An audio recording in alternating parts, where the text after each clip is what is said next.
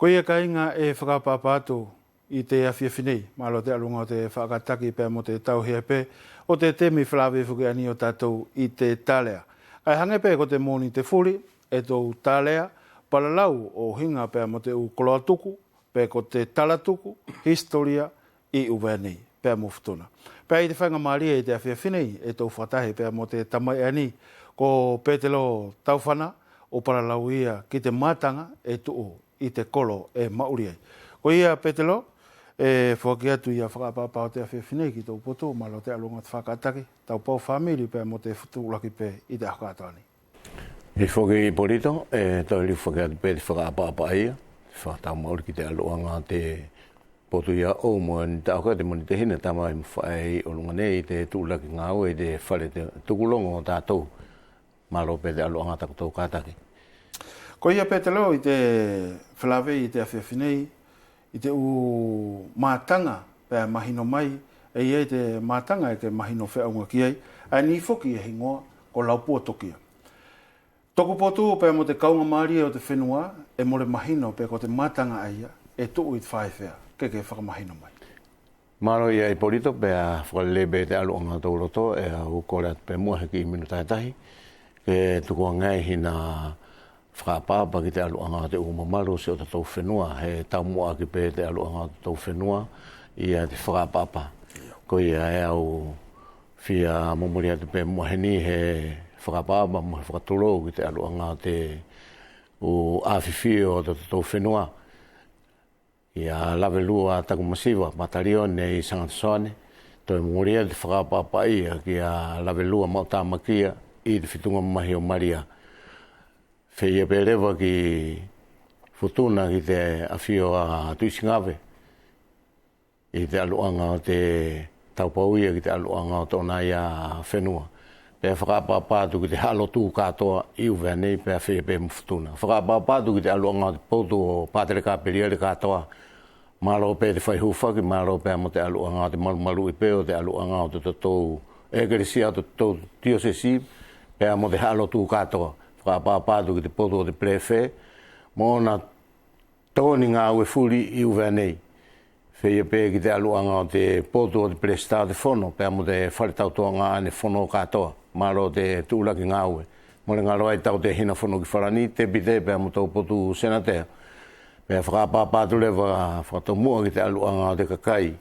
Kai ngā o whaina, whakapapa ia o tau whenua, e whakahanga mai ki te aluanga o te tau whare tukulongo I te aluanga o te awhiawhinei. Ko whakapapa whakatomu atu. Ka ia he kupu mo le tuha mo whiaunga mo tau o manaki. Whakamore ka ke tukuanga ke hifo mo te lau matangi moko o te awhiawhi. Nā I porito hina ki kupu pewhi a tauanga I te aluanga o te paraparalau a tau I te awhiawhinei. Ia, e whakamalo tu ia Petelo. Ka e tātou lili mai pē Petelo, I taku tuku atu ananai, ko te mātanga whukani e hingoa ko laupua tokia, au ilo I kaunga maria te mole mahino whaunga ki te mātanga ia. Ke tuku mai mua pe ko te mātanga e tuu I te whaewhea. I te aluanga te whakalawelawe I porito, ko te potu ani ko whunga uvea. Ko luo e tawha ki uta ki te ala eri te tea hau I uta. Pea ko tona whunga whenua rewa ai tawha ki tai, ko I ai hingo ko whunga uvea. Pea ko te potu aia ne nofo ai te aluanga te whamiri lau potokia. Ia. Ko ni e mahino mai ko te nofoanga o te whamiri aia. Kai I te mauri o tātou, kai e he palalau ki he mātanga pe ko hakonga mea, e iei tona historia mauhinga, ko ia e kole atu Petelo, pe whiala ke bāwai mai. Pēka o paraparalau atu ki te aluanga te konga ani I porito, e au whakapapa ki te aluanga tā o whakahistoria, mo reko he tangata whakaini o he historia. Ko te mau paralau pe ia I te ukui, pēr mo te umātua, kua puri atu nātou I te marama ani. Ko te aluanga taku mahino ki te aluanga o te potu ani ko whunga uvea, ne mauria I te whamiri lau potokia. Pēr I tona historia ne au mau mai ai, I te temi lewa ne i te aluanga o te tauhalatu a te whawhine ani kori ui ki te hoko ngatau ne hoko pia heka waka i a tau whatawao pia mo wao kakala pia tauhalatu ki ai a laupoto kia i a kori ui. Pia whangona mai ai i te whai muri o hau i tutu angakawa hifo mai ai ki lanu maha tō mai ai ki tōna i a ki tōna poto whenua ki whungau vea. Pia ko tana hau ai hene kua whatu pēna au toko lua ki a tō whatawao. Ei, pia nofo ai a te whawhine, pia mā uri ai i whungau vea, i te lalopua. Pia ne hingo pē te tamai ai tāna tupu mai ko laupua. Pia i te mā o wharewa ai a te laupua ki tōna whawhonga o te tama, pia na whakakato lewa ai o hingoa ko laupua tokia. Ai o nofo talu mai ai. Ka ki te potu lewa ne hoko i ai a tō whatawao pia mo wao kakala. Ne tūtamaki lewa ai te waka. Pia tō ia nā oa, kakaua ki te ei te loto lua e hanga ke pe ki hifo. I taku longo whakamatara aia. Pia ahoa tu maa te whawhine. Aloha, ko te tamasi i kua tō. Pia whaatu ki ai a tō whatawao. O vevete tōna noo. O hai ki te ki tamasi i, pia na tuku atu. Pia na ui whene atu, ko tō hingoa, ko sila kau haki. Ko tōna uhinga, e ke au i uta, pia ke au i tai. Ai la e mau mai te uki historia e au mau mai ai, pia ko te nofola ai a te family i whungau vea, pia ne hoko ai mo te historia ani, te aluanga potu lewa o laupua toki ai tana kōlahi, ne kakere wai te akau o whakasio ki te marama mai tai, pia na kore lewa ki tana whae, whia hifo mua o sio. Pia hifo ai, pane hifo tonu pēia i te api ani o nā tōu i tai ko luoki. Pia arifo e te tao te whanga, ko te whanga ko kau aua. Hiku mai ki tapaua, pia hiku aki vai loaloa. Pia haka ke tamā o whakahangi tana whae, pia na kore anko iae whiha. Hifo anai ki te whanga kumihana mea mauri. Pia mawhuri ai lewa, ka ne moretaria tana whae, ka toi kore pe tamā. Pia hanga lewa tana whae o tā te kofe, o tāpē te kau mai le, ko te mata ai, ko te kanoi mata ai o tana kofe. Ai pia toi hifo ai lewa i te tūtaa ki ai o te whanga. Pia sio i fupea ai kua hifo te kai ka mo te hai, pia hifo ai te tama, whai tana velo. Pia ko te konga i polito ne sio ki ai te tama, kua mata lama furi a te kakai o te whanga mo nā tō ne hau o kumi mauri i te whanga. Kua whakahangahanga ta anā tō i a whakaeke ki te tama. E ko te tama who'o. Pea mo tōna uhinga whukaa ko te tangata e lahi pea tūpulang. He ko tōna historia e hanga pēr te whawhinei a tāna whae. O tā te si lau manunu ne mau i te toa wha. Whai aki tōna sisi. Pea ko te lau mai le na hanga pēr tutu. O tā kai aki tōna e au whong. Pea sio ai tama ki tōna whakaeke pea mariuriu a kai le vaia. Ki uta ohora. Ai o aluai te longo, aluai tana taope whangai he kolo, aluai o urewa te longo ai ki te whawhinau karawhiria, pe kotana mokopuna, simuoko, pea nā whakaurewa ke tatao he whanga. Ne tatao ai te whanga i tamatou mua mea ana i lau sikura, ne he ngoko whatufua. Ai o au ki ai, pe hanga ai rewa te whakaurewa te whawhine, ke hifo i te kakai o nā tau, o ātakai a uta. Pea ko te konga ne whai harai lau pōtokia, he alu atu ia, mo te sio e ke te tahi. Ko he ka akau ia te haha ia. Ei, pea hoko ai te temine ne whakaeke ai ia, pea horake whukilai, kua ātakai ia. Ei, kua ātakai ia, pea puke ai ia lau pōtokia o awake. Pea ko tona awake ai ki te whawhine, a hoka atoa, pōka atoa, pea hangarewa maa te whawhine i te toi arahua ke aloha. Aho kātoa nā whi, mo te pō kātoa nā pō, he ki au iloi he uhinga o tata mauri. Ai au kore atu na ai he konga e ke whita ai. Pea hau ki leanga te lau pōtokia, ko au mamahi, he ko taku whae, e no wholai te wāmatua. E nā amanaki nā ko au mate. Pea tātou ai pe te whata. Ta te whata o os tokalele hiriki ai anaua.